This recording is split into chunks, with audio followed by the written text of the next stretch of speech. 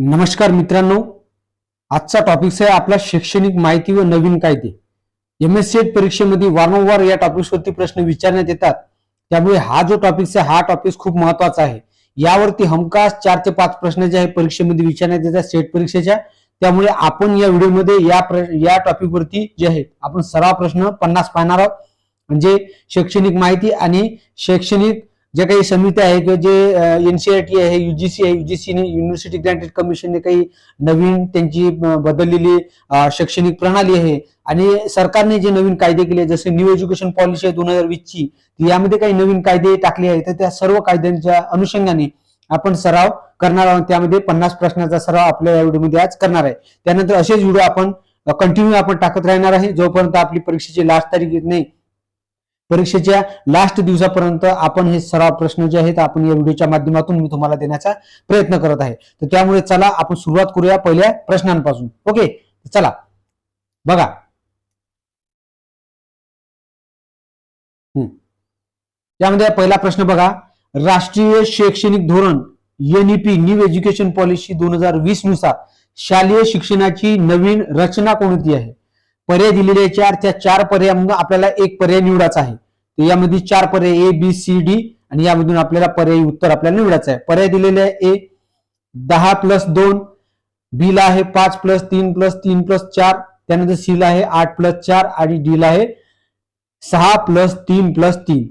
या चारही पर्यायांपैकी या ज्या प्रश्नाचं जे उत्तर आहे ते ऑप्शन नंबर B म्हणजे राष्ट्रीय शैक्षणिक धोरण न्यू एज्युकेशन पॉलिसी अंतर्गत शालेय शिक्षणाची जी रचना आहे ती ही रचना 5+3+3+4 अशी आहे.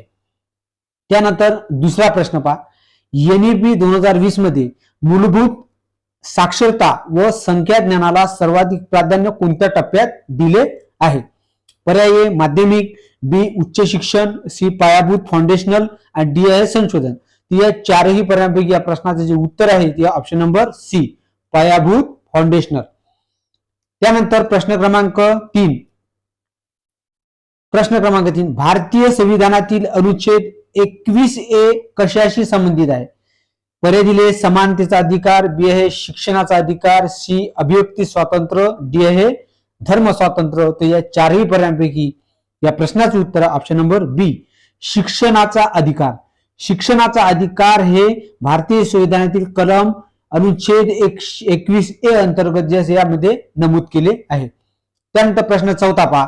86व्या घटना दुरुस्तीमुळे कोणता अधिकार मूलभूत अधिकार बनला आहे? अधिकार जो आहे हा मूलभूत अधिकार बनला आहे. बघा पर्याय दिलेले A मतदानाचा अधिकार, B शिक्षणाचा अधिकार, C माहितीचा अधिकार, D गोपनीयतेचा अधिकार. ते चारही पर्याय या प्रश्नाचं उत्तर ऑप्शन नंबर B शिक्षणाचा अधिकार. कोणता अधिकार? शिक्षणाचा अधिकार. त्यानंतर प्रश्न क्रमांक 5. न्यू एज्युकेशन पॉलिसी 2020 नुसार विद्यार्थ्यांमध्ये कोणत्या प्रकारच्या शिक्षणावर भर देण्यात आला आहे? पर्याय आहे पाठांतर, B आहे अनुभव आधारित शिक्षण, C केवळ परीक्षा, D आहे केवळ व्याख्यान पद्धती. या चारही पर्यायांपैकी या प्रश्नाचं उत्तर ऑप्शन नंबर B अनुभव आधारित शिक्षण. अनुभव आधारित शिक्षण जे आहे ते न्यू एज्युकेशन पॉलिसीमध्ये याची तरतूद केलेली आहे, शिक्षणावरती भर देण्यात आलेला आहे. ओके, त्यानंतर प्रश्न पाहूया आपण 6वा. अशाच पद्धतीने आपल्याला तुमच्याकडून जे मी सराव करून घेणार अशा पद्धतीने बघा. 6वा प्रश्न आहे. NEP न्यू एज्युकेशन पॉलिसी 2020 नुसार इयत्ता 6वी पासून कोणत्या शिक्षणावर विशेष भर दिला आहे? पर्याय हे व्यावसायिक शिक्षण, B आहे फक्त संगणक, C फक्त गणित आणि D आहे फक्त इंग्रजी. या चारही पर्यायांपैकी या प्रश्नाचं उत्तर ऑप्शन नंबर A व्यावसायिक शिक्षण. व्यावसायिक शिक्षण जे आहे ते 6वी पासून या शिक्षणावर जे विशेष भर दिलेला आहे. त्यानंतर प्रश्न क्रमांक 7 पहा. भारतामध्ये डिजिटल वैयक्तिक माहितीच्या संरक्षणासाठी कोणता कायदा लागू करण्यात आला आहे? पर्याय RTI ऍक्ट, B ला आहे digital personal data protection act, C ला आहे कंझ्युमर प्रोटेक्शन ऍक्ट आणि D ला आहे IT ऍक्ट. या चारही पर्यायांपैकी प्रश्नाचं उत्तर option number B digital personal data protection act हे आहे 7व्या नंबरचं उत्तर. त्यानंतर प्रश्न क्रमांक 8 पाहूया. बघा 8 UGC चे मुख्य कार्य काय? UGC म्हणजे युनिव्हर्सिटी ग्रँटेड कमिशन. या UGC चे मुख्यालय आहे कोणत्या ठिकाणी? दिल्ली या ठिकाणी. आणि त्या दिल्लीमधून हे कार्य चालत असते UGC चं. युनिव्हर्सिटी ग्रँट कमिशन म्हणजे विद्यापीठांना स्वायत्ततेचा दर्जा देणे, विद्यापीठांची पातळी नामांकन देणे आणि बाकी असिस्टंट प्रोफेसर सारख्या परीक्षा आहे किंवा जे GRF परीक्षा आहेत, या सर्व परीक्षा जे आहेत कोण ऑर्गनाइज करते, UGC. आणि शैक्षणिक धोरणाच्या संदर्भामध्ये नियंत्रण ठेवण्याचं काम जे आहे ती सर्वस्वी एक संस्था आहे UGC, जे युनिव्हर्सिटी ग्रँटेड कमिशन हे करत असते. UGC चे मुख्य कार्य काय ते आपल्याला सांगायचं. पर्याय दिलेले A शालेय परीक्षा घेणे, B उच्च शिक्षणाचे समन्वय आणि मानके राखणे, C UPSC परीक्षा घेणे आणि D राज्य मंडळ चालवणे. ते चारही पर्यायांपैकी या प्रश्नाचं उत्तर ऑप्शन नंबर B उच्च शिक्षणाचे समन्वय व मानके राखणे. जशा MPhil सारख्या डिग्री आहेत ते कॅन्सल केलेल्या, PhD सारखे आहे, मोठे मोठे एज्युकेशन आहे, पदव्युत्तर पदवी, व्यावसायिक शिक्षण जे आहे ते सर्व ऑर्गनाइज करण्याचं काम आणि नियंत्रण ठेवण्याचं काम जे आहे, उच्च शिक्षणाचे समन्वय आणि मानके राखण्याचं काम जे आहे ते UGC युनिव्हर्सिटी ग्रँटेड कमिशन जे हे करत असते. त्यानंतर प्रश्न क्रमांक 9, राष्ट्रीय शैक्षणिक धोरण न्यू एज्युकेशन पॉलिसी NEP कोणत्या वर्षी जाहीर झाली. पर्याय दिलेले आहे A 2018, B आहे 2019, C आहे 2020 आणि D आहे 2021. तर या चारही पर्यायांपैकी या प्रश्नाचं जे उत्तर आहे ते ऑप्शन नंबर C 2020 मध्ये ही राष्ट्रीय शैक्षणिक धोरण न्यू एज्युकेशन पॉलिसी जे सरकारने जाहीर केलेली आहे. तुम्हाला माहित आहे 5+3+3+4 हा फॉर्म्युला जे आहे ते न्यू एज्युकेशन पॉलिसीने NEP ने जाहीर केलेला आहे. त्यानंतर प्रश्न क्रमांक 10 पहा, NEP न्यू एज्युकेशन पॉलिसी 2020 नुसार उच्च शिक्षणात कोणत्या प्रकारच्या शिक्षणाला प्रोत्साहन दिले आहे. पर्याय हे एक विषयक, त्यानंतर B ला आहे बहुविषयक, C ला आहे केवळ तांत्रिक आणि D ला आहे केवळ ऑनलाईन. या चारही पर्यायांपैकी या प्रश्नाचे जे उत्तर आहे ते ऑप्शन नंबर B आहे बहुविषयक जे आहे. तर बहुविषयक उच्च शिक्षणाला जे आहे ना शिक्षणाला प्रोत्साहन देण्याचं काम जे आहे ते या न्यू एज्युकेशन पॉलिसी अंतर्गत करण्याचं काम सरकारने केलेलं आहे. त्यानंतर झाले 10. त्यानंतर 11वा प्रश्न पाहूया बघा.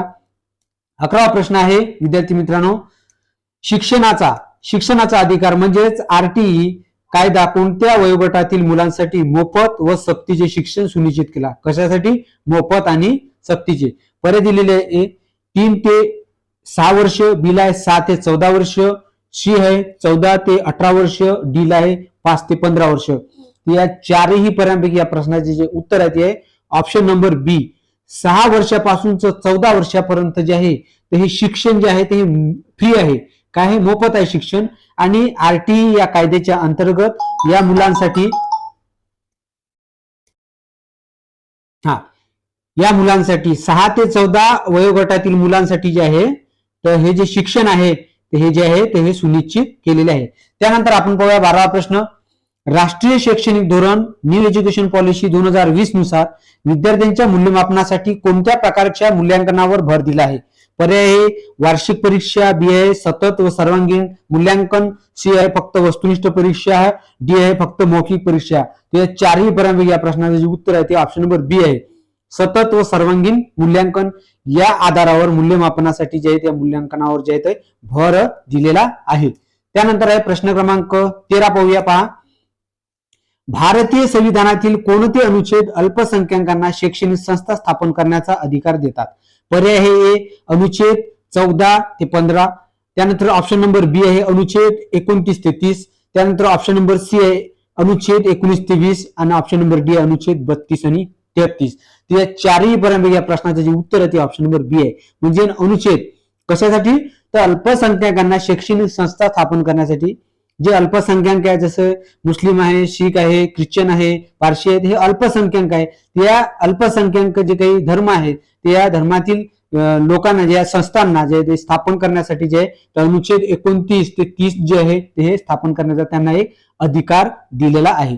त्यानंतर प्रश्न क्रमांक 14 पहा, माहितीचा अधिकार RTI अधिनियम कोणत्या वर्षी लागू झाला. RTI तुम्हाला माहिती आहे माहितीचा अधिकार.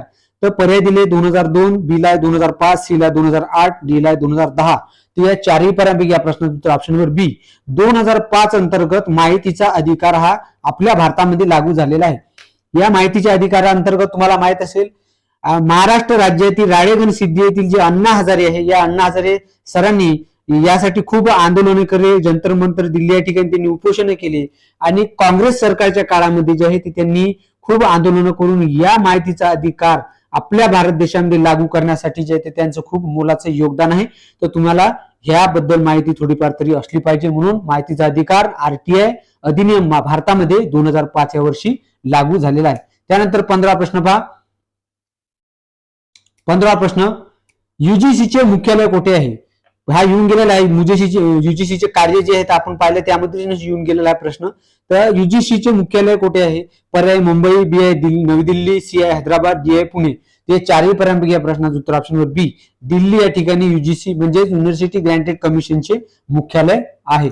त्यानंतर प्रश्न पाहूया आपला 16वा क्रमांकाचा प्रश्न आहे, राष्ट्रीय परीक्षा संस्था एनटीए ची स्थापना कोणत्या वर्षी झाली? पर्याय दिलेले आहे 2016, बी आहे 2017, सी आहे 2018, डी आहे 2019. तर या चारही पर्यायांपैकी या प्रश्नाचं जे उत्तर आहे ते ऑप्शन नंबर किती आहे? ऑप्शन नंबर आहे सी 2018 या वर्षी राष्ट्रीय परीक्षा संस्था एनटीए म्हणजे national testing agency. National testing agency हे युजीसीच्या परीक्षा, त्यानंतर नीटची परीक्षा, मेडिकल फील्डच्या परीक्षा, इंजिनिअरिंग फील्डच्या परीक्षा, जेईई आहे, नीट आहे, त्या सर्व परीक्षा आहे ज्या राष्ट्रीय स्तरावरती ज्या काही होणाऱ्या आपल्या भारतामध्ये परीक्षा आहे ते परीक्षा घेण्याचं काम जे आहे ती एनटीए म्हणजेच नॅशनल टेस्टिंग एजन्सी जे आहे हे घेत असते. त्यामुळे ही राष्ट्रीय परीक्षा संस्था जी स्थापना जी 2018 या वर्षी करण्यात आली आहे. 17वा प्रश्न आहे, डिजिटल वैयक्तिक माहिती संरक्षण कायदा डीपीडीपी ऍक्ट कोणत्या वर्षी लागू झाला? पर्याय दिलेले ए 2021, बी 2022, सी 2023, डी 2024. हे चारही पर्यायांपैकी या प्रश्नाचं उत्तर ऑप्शन नंबर सी 2023 या वर्षी हा डिजिटल वैयक्तिक माहिती संरक्षण कायदा जे आहे हा लागू झालेला आहे. त्यानंतर प्रश्न क्रमांक 18वा पहा, न्यू एज्युकेशन पॉलिसी 2020 नुसार उच्च शिक्षणात बहुविषयक अभ्यासक्रमांना प्रोत्साहन देण्यात आले आहे.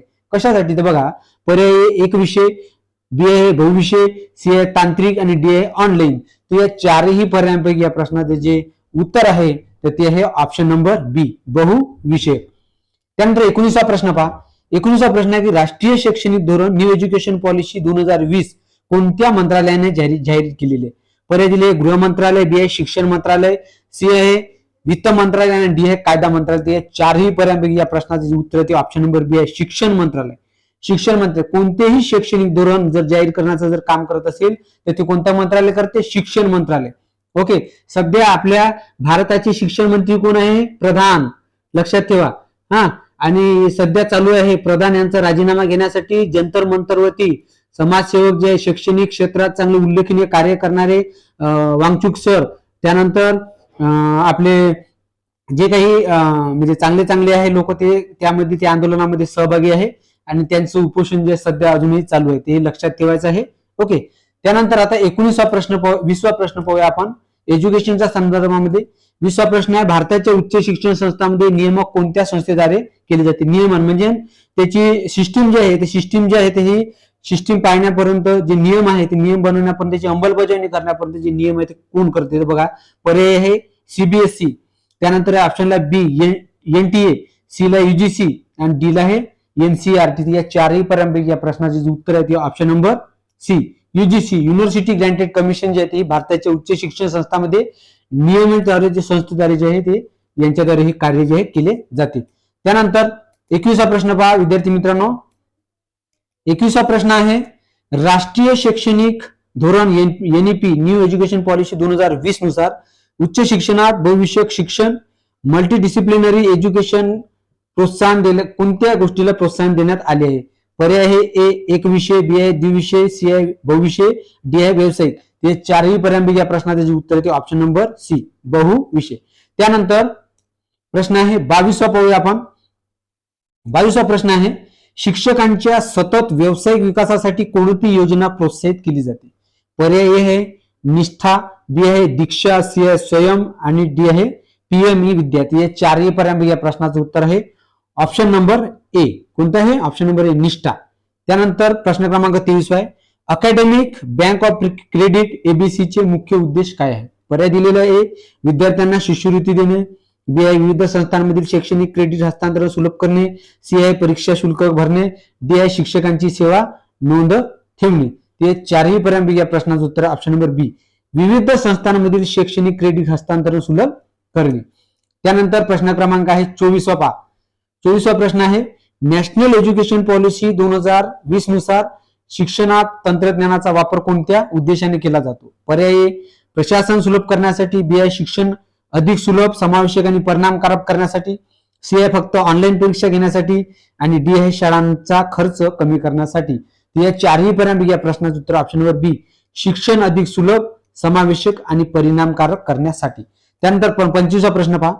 आरटीई ऍक्ट 2009 नुसार खाजगी शाळांमध्ये आर्थिकदृष्ट्या दुर्बल घटकातील किती टक्के विद्यार्थ्यांना प्रवेश देणे आवश्यक आहे? पर्याय आहे 5%, बी आहे 10%, सी आहे 12% आणि डी आहे 25%. ते चारही पर्यंत या प्रश्नाचं उत्तर ऑप्शन नंबर डी 25%. ज्या काही खाजगी शिक्षण संस्था आहेत, ज्या काही इंग्लिश मिडियम आहे, इंटरनॅशनल स्कूल वगैरे आहे, त्या ठिकाणी उच्च शिक्षण एनसीईआरटीच्या म्हणजे अभ्यासक्रमाच्या धर्तीवरती दिल्या जाते. तर त्यामध्ये जे काही जे आर्थिक दुर्बल घटकातील जे काही विद्यार्थी ज्यांची आर्थिक परिस्थिती नसते आपल्या मुलांना शिकवण्याची, तर त्यासाठी सरकारने आरटीई ऍक्ट 2009 नुसार खाजगी शाळांमध्ये जे आहे 25% जागा त्यांची राखीव ठेवण्यात आलेली आहे आणि त्यांच्यासाठी त्यांची फी वगैरे सगळी फ्री आहे.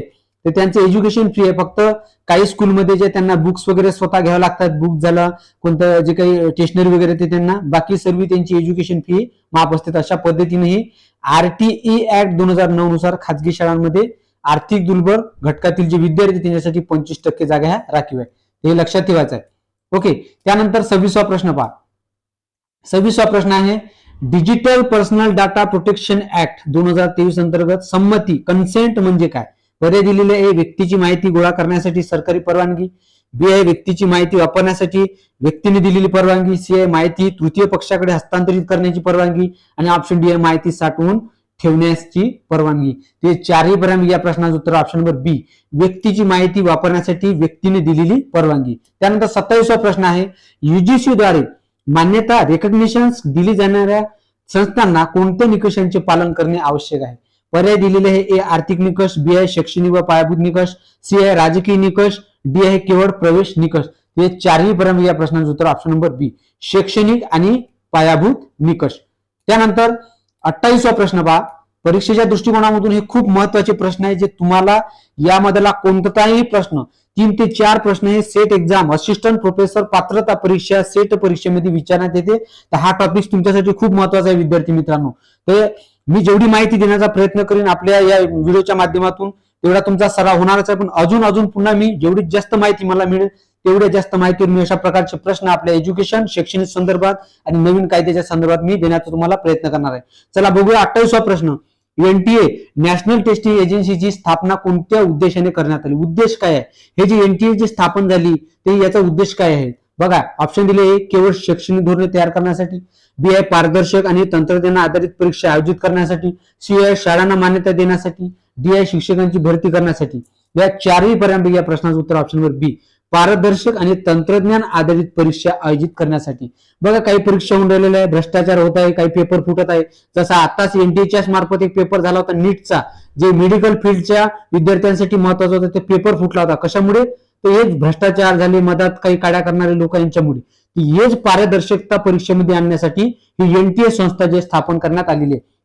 पारदर्शकता आणि तंत्रज्ञान आधारित परीक्षा आयोजित करण्याचं जे काम आहे ते एनटीए नॅशनल टेस्टिंग एजन्सी जे करत असते. त्यानंतर आहे 29वा प्रश्न. भारतीय संविधानातील अनुशेष 30 कोणाशी संबंधित आहे? अनुशेष म्हणजे कलम 30 जे आहे ते कोणाशी संबंधित आहे? पर्याय दिले धार्मिक स्वातंत्र्य, बी आहे अल्पसंख्याकांना शैक्षणिक संस्था स्थापन करण्याचा अधिकार, सी आहे सामाजिक न्याय आणि डी आहे समानतेचा अधिकार. या चारही पर्यायांपैकी या प्रश्नाचं उत्तर ऑप्शन नंबर बी, म्हणजे अल्पसंख्याकांना शैक्षणिक संस्था स्थापन करण्याचा जो अधिकार आहे तो अनुशेष 30 अंतर्गत जे आहे ते संविधानामध्ये अंतर्भूत केलेला आहे. त्यानंतर प्रश्न क्रमांक 30 पहा. प्रश्न 30 राष्ट्रीय शैक्षणिक धोरण न्यू एज्युकेशन पॉलिसी 2020 मध्ये मूल्यांची शिक्षण म्हणजे मॉरल एज्युकेशन कोणत्या उद्देशाने समाविष्ट केलेले आहे? पर्याय दिलेले आहे केवळ धार्मिक शिक्षणासाठी, बी आहे नैतिकता सैद्धांतिक मूल्य आणि सामाजिक जबाबदारी वाढवण्यासाठी, सी आहे केवळ शिस्तीसाठी आणि डी आहे केवळ शैक्षणिक मूल्यमापनासाठी. हे चारही पर्याय या प्रश्नाचं उत्तर ऑप्शन नंबर बी, नैतिकता सैद्धांतिक मूल्य आणि सामाजिक जबाबदारी वाढवण्यासाठी. त्यानंतर 31वा प्रश्न पाहता. 31वा प्रश्न आहे academic bank of credits ABC या उपक्रमाचा मुख्य उद्देश काय? पर्याय दिलेले विद्यार्थ्यांना शिष्यवृत्ती देणे, बी आहे विविध शैक्षणिक क्रेडिटचे डिजिटली संचयन व हस्तांतरण करणे, सी आहे परीक्षा निकाल जाहीर करणे, डी ला शिक्षक प्रशिक्षण देणे. हे चारही पर्यायांपैकी या प्रश्नाचे जे उत्तर आहे ते ऑप्शन नंबर बी, विविध शैक्षणिक क्रेडिटचे डिजिटली संचयन व हस्तांतरण करणे. त्यानंतर प्रश्न क्रमांक 32 पाहूया आपण. नॅशनल क्रेडिट फ्रेमवर्क NCRF मध्ये कोणत्या प्रकारच्या शिक्षणाचा समावेश केला जातो? पर्याय दिलेले फक्त औपचारिक शिक्षण, बी आहे औपचारिक, अनौपचारिक आणि कौशल्य आधारित शिक्षण, सी ला आहे फक्त व्यावसायिक शिक्षण आणि डी ला आहे फक्त ऑनलाईन शिक्षण. ते चारही पर्यंत या प्रश्नाचं उत्तर ऑप्शन नंबर बी. औपचारिक, अनौपचारिक आणि कौशल्य आधारित म्हणजे तीनही कॅटेगरीचं शिक्षण जे आहे ते खूप महत्वाचं आहे. त्यानंतर प्रश्न क्रमांक 33 पहा. न्यू एज्युकेशन पॉलिसी 2020 नुसार उच्च शिक्षणात संशोधनाला चालना देण्यासाठी कोणती संस्था प्रस्तावित करण्यात आली? पर्याय दिलेले ए नॅशनल रिसर्च फाउंडेशन NRF, त्यानंतर बी ला नॅशनल टेस्टिंग एजन्सी NTA, त्यानंतर सी ला NCERT आणि डी ला CBSE. हे चारही पर्यंत या प्रश्नाचे जे उत्तर आहे ते option number A national research foundation म्हणजे NRF जे अंतर्गत जे आहे ते उच्च शिक्षणात संशोधनाला चालना देण्यासाठी ही संस्था जी आहे ती कार्य करत असते. त्यानंतर प्रश्न क्रमांक 34 पहा. PM विद्या कार्यक्रमाचा मुख्य उद्देश काय आहे? पर्याय दिलेले शाळा इमारती बांधणे, बी आहे डिजिटल व बहुविध माध्यमातून शिक्षण उपलब्ध करणे, सी आहे शिक्षकांची नियुक्ती करणे, डी ला शिष्यवृत्ती वाटप करणे. ते चारही पर्यंत या प्रश्नाचं उत्तर आहे ते ऑप्शन नंबर बी डिजिटल आणि बहुविध माध्यमातून शिक्षण उपलब्ध करणे. 35 प्रश्न पहा. NEP 2020 नुसार विद्यार्थ्यांच्या प्रगतीचे मूल्यांकन कसे असावे? पर्याय दिलेले केवळ अंतिम परीक्षेवर आधारित, बी आहे कौशल्य, संकल्पनात्मक समज व सातत्यपूर्ण प्रगतीवर आधारित, सी ला फक्त वस्तुनिष्ठ प्रश्नावर आधारित आणि डी ला फक्त भौतिक परीक्षेवर आधारित. या चारही पर्यंत या प्रश्नाचं उत्तर आहे ते ऑप्शन नंबर बी कौशल्य, संकल्पनात्मक समज आणि सातत्यपूर्ण प्रगतीवर जे आहे ते ही विद्यार्थ्यांच्या मूल्यांकन जे आहे ते याच्यावरती या प्रगतीवर असावे लागते. त्यानंतर प्रश्न क्रमांक आता पाहूया आपण 36. प्रश्न 36 पहा आता. Digital personal data protection act 2023 नुसार व्यक्तिगत माहितीवर प्रक्रिया करण्यासाठी कोणती बाब आवश्यक असते? पर्याय संबंधित व्यक्तीची संमती किंवा कायदेशीर आधार, बी आहे फक्त सरकारी परवानगी, सी आहे न्यायालयाचा आदेश, डी आहे यापैकी नाही. या चारही पर्यंत या प्रश्नाचे जे उत्तर आहे ते ऑप्शन नंबर ए संबंधित व्यक्तीची संमती आणि कायदेशीर आधार जो हा महत्वाचा आहे. त्यानंतर प्रश्न क्रमांक आता पाहूया आपण 37 वा. प्रश्न क्रमांक 37. भारतीय न्याय संहिता BNS, भारतीय नागरी सुरक्षा संहिता BNSS आणि भारतीय साक्ष्य अधिनियम BSA हे कायदे देशभरात कधीपासून लागू झाले? त्यानंतर यासाठी पर्याय दिले 26 जानेवारी 2024, बी आहे 1 जुलै 2024, सी आहे 15 ऑगस्ट 2024 आणि ऑप्शन डी आहे 2 ऑक्टोबर 2024. या चारही पर्यंत या प्रश्नाचं उत्तर ऑप्शन नंबर बी 1 जुलै 2024 अंतर्गत हे कायदे लागू करण्यात आलेले आहे. जसं इंग्रजांच्या काळामधले जे काही कायदे होते, जे कायदे जे आहेत ते म्हणजे कायद्यांना हटवून आता आपल्या भारतीय न्याय संहिता जे आहे हे लागू करण्यात आलेले कायदे आहेत. त्यानंतर प्रश्न क्रमांक 38 पहा. RTI ऍक्ट 2009 नुसार शिक्षणाचा अधिकार कोणत्या वयोगटातील मुलांना लागू आहे? पर्याय 3 ते 6 वर्ष, बी आहे 6 ते 14 वर्ष, सी आहे 14 ते 18 वर्ष, डी आहे 5 ते 15 वर्ष. ते चारही पर्यंतपैकी या प्रश्नाचं जे उत्तर आहे ते ऑप्शन नंबर बी 6 वर्षापासून ते 14 वर्षापर्यंत हा RTI ऍक्ट 2009 चा जो अधिकार आहे शिक्षणाचा हा त्यांच्यासाठी लागू आहे. त्यानंतर प्रश्न क्रमांक 39 पहा. भारतीय संविधानातील अनुच्छेद 29 आणि 30 कोणाशी संबंधित आहे? पर्याय समानता व भेदभाव प्रतिबंध, बी अल्पसंख्याकांना शैक्षणिक संस्था स्थापन करण्याचा अधिकार, सी मूलभूत कर्तव्य आणि डी शासनाच्या अधिकारांची विभागणी. या चारही पर्यंतपैकी या प्रश्नाचे जे उत्तर आहे ते ऑप्शन नंबर बी अल्पसंख्याकांना शैक्षणिक संस्था स्थापन करण्याचा अधिकार. 40वा प्रश्न पहा. न्यू एज्युकेशन पॉलिसी 2020 नुसार बहुविषयक अभ्यासक्रमांना कोणत्या प्रकारची मान्यता दिली आहे? पर्याय राष्ट्रीय स्तरावर, बी आहे आंतरराष्ट्रीय स्तरावर, सी राज्य स्तरावर आणि डी आहे संस्था स्तरावर. या चारही पर्यंत या प्रश्नाचं उत्तर ऑप्शन नंबर ए राष्ट्रीय स्तरावर जे ते मान्यता दिलेली आहे. त्यानंतर 41वा प्रश्न पाहता. 41वा प्रश्न आहे. भारतातील शैक्षणिक संस्थांच्या मान्यतेसाठी कोणती संस्था मानके ठरवते? ऑप्शन आहे CBSE, बी आहे UGC, सी आहे NCTE आणि डी आहे AICTE. या चारही पर्यंतपैकी या प्रश्नाचं उत्तर ऑप्शन नंबर बी UGC युनिव्हर्सिटी ग्रँटेड कमिशन. 42वा प्रश्न आहे. राष्ट्रीय शैक्षणिक धोरण न्यू एज्युकेशन पॉलिसी 2020 नुसार शालेय शिक्षणात बेसिक लिटरसी आणि न्यूमरसी कोणत्या टप्प्यांपर्यंत प्राधान्याने दिलेली आहे? पर्याय इयत्ता 3 पर्यंत, बी ला आहे इयत्ता 5वी पर्यंत, सी ला आहे 8वी पर्यंत आणि डी ला आहे 10वी पर्यंत. या चारही पर्यंत या प्रश्नाचं उत्तर ऑप्शन नंबर बी 5वी पर्यंत.